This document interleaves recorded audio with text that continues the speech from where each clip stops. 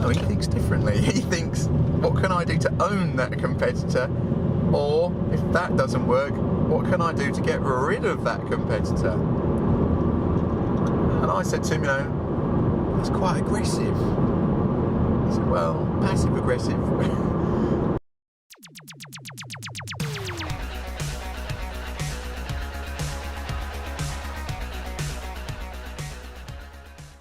I'm going to see a medical products company today, a retailer, private medical, and I met this businessman at the very outset about 5 years ago when he just had the idea, and in that session, as a comparison, it was very, what's the word? Oh, it's brainstorming. However, now he's made it happen. So he has a large company approaching £1 million turnover, very profitable, all e-business. It's just employees who process paper, other people do the work for him. So kind of brilliant. Why he wants to see me is I have no idea. I think he wants to see me because we've met a lot of times in the past, and when we do talk, something productive comes out of it. He'll either have a new idea or he'll share something with me. Either way, he gets something from that meeting, which is a new idea or the confidence to go and do something he was thinking about. So he knows that I will challenge him because I don't have any, stake in his company. I'll challenge him more than most people because I don't care. I don't own any of your company, so I can say whatever I want, and he values that, I think. And that's what I believe will happen today. Reaching out, touching me, touching you. Sweet Caroline. Okay, I've just left the meeting with the medical company and was in two minds not to bother doing the video, if I'm being honest. Mainly because this business person is really on a different level. He doesn't think the same way as the rest of us, not really. Thinks differently, and that means everything he says is almost a competitive advantage. Every single idea he comes out with, you're like, well, I couldn't really share that with anyone, and I wouldn't share it with anyone because it's strategically important. However, I do think it was interesting, so I will do the video. Let's just talk about different ways of doing business. This person has an online business. They get their work through the internet, and he is, and always has been, the most obsessive person I know about the competition online. Put that in perspective. He will check the Google results on a regular basis, and I don't mean once a week, I mean more than that, to see where he ranks. If you walk in his office, there's always like second, all these keywords he's got ranked on the wall. That's how important he takes it, how seriously. And he will look, and what he's looking for is, where is he? Has he gone up or down? That's fine. And the second part he's looking for is, who else has appeared? Or who's improving? That's kind of contrary to what most people do and think, and I would include ourselves in the most people, which is we don't really pay much attention to the competition. We do what's best by our company, and if it's good, people buy it. Okay. Now, when I'm pure online, if all my business comes from the internet, I can't afford to be that passive when it comes to competition. So what he does is he looks down the list of Google results, sees a new player, let's say on page 7, he was using page 7 as an example, and he doesn't go, what can I do to be better? What can I do to improve that, to beat that competitor? No, he thinks differently. He thinks, what can I do to own that competitor? Or, if that doesn't work, what can I do to get rid of that competitor? And I said to him, that's quite aggressive. He said, well, passive aggressive. I guess. I don't think it is. I think it's very aggressive. But he does it with style. So what he'll do is he'll find out who you are. That's the first thing if he sees you in the list, and that's not an easy thing to do. He knows how to do that. So he'll check company's house, or he'll do some research, and he'll He'll find out who you are and how to contact you. Then he will send you a message saying, I'm in this business. I've been in it a long time.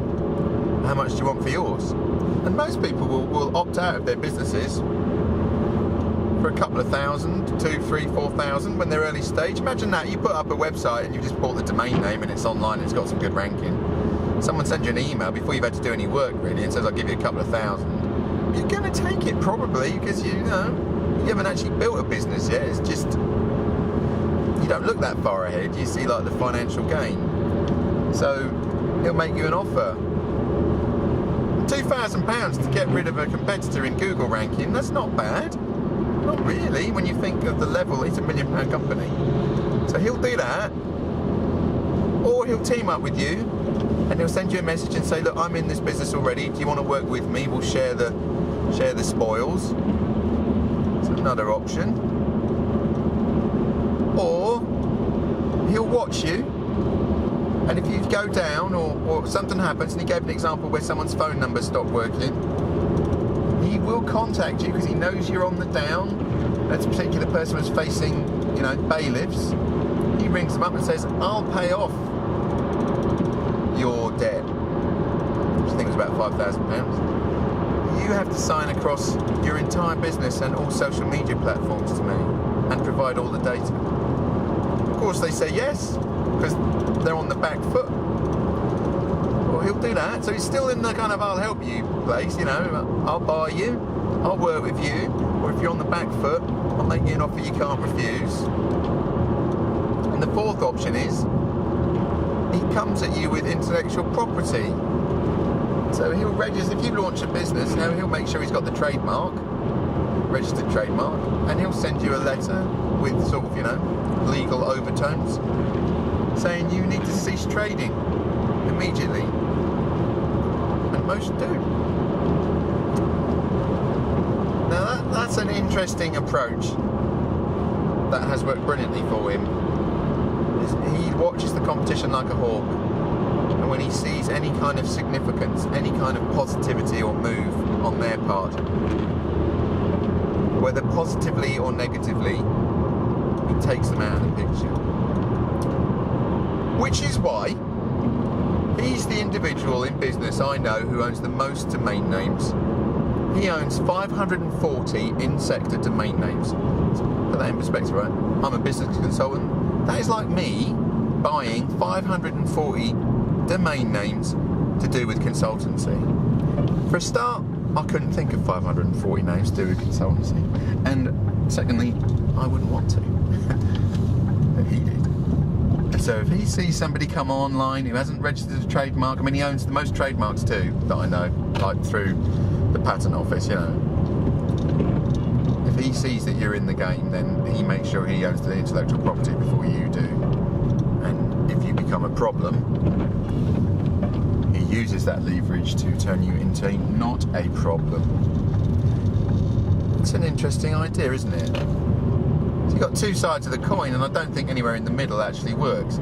You're either like us, where you go, actually, we do a good job, people like what we do, I'm not going to follow the competition, we're going to lead, or try to, and, we'll have a good name and we'll get work, and the competition will follow us, you hope.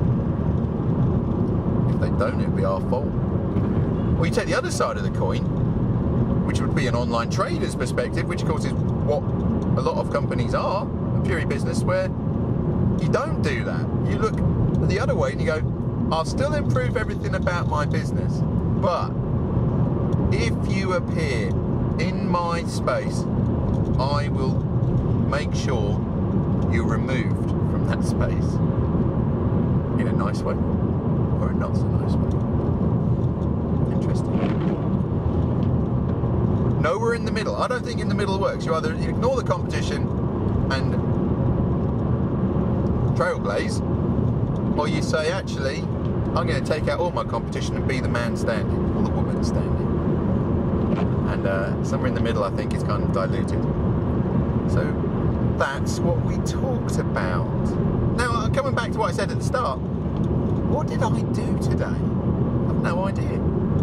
Because we drove around in his car, which I don't mind, it's a nice day.